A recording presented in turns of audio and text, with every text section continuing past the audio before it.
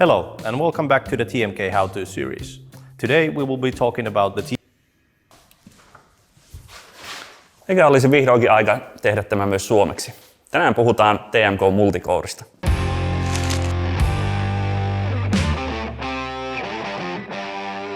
No se on Rauno TMKlta, morjesta. Tänään me tosiaan puhutaan multicoreista ja mitä multicoret ovat. Tässä vieressä on pienempi S-malli ja tällä puolella hieman isompi M-malli.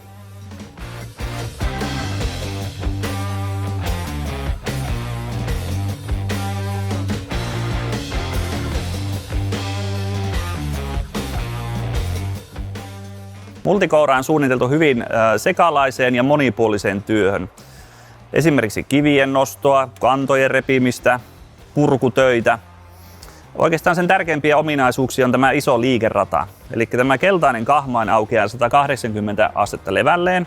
Ja monet purkuyrittäjät, joille olen tätä myynyt, niin ovat kehuneet, että saavat kertakahmaisulla paljon purkujätettä lastattua kontteihin.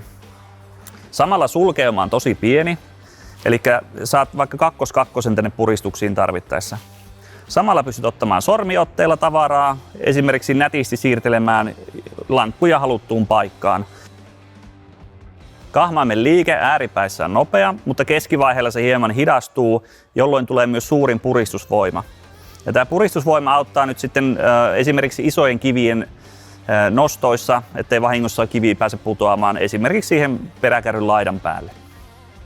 Multicore koostuu liikkuvasta kahmaimesta ja tästä kiinteästä päärungosta. Jos tehdään esimerkiksi vaikka pidempiaikaista haraustyötä, niin tämä liikkuva kahmain voidaan pudottaa myös tarvittaessa pois. Eli tuosta vaan sokka avaamalla ja akseli vetämällä pois kahmain tipahtaa. Hydrauliikan osalta ei vaadita kuin yksi kaksisuuntainen linja, eli meno- ja paluuletku vaan kiinni, niin päästään hommiin. Ja tällaisen kauhan pyörittimen alla Multicore pääseekin oikein kunnolla oikeuksiinsa. Käytämme valmistusmateriaalina Hardoxin 500. Kouran rakenne on myös hyvin yksinkertainen yhden liikkuvan kahmaimen ansiosta, mikä tekee siitä erittäin kestävän.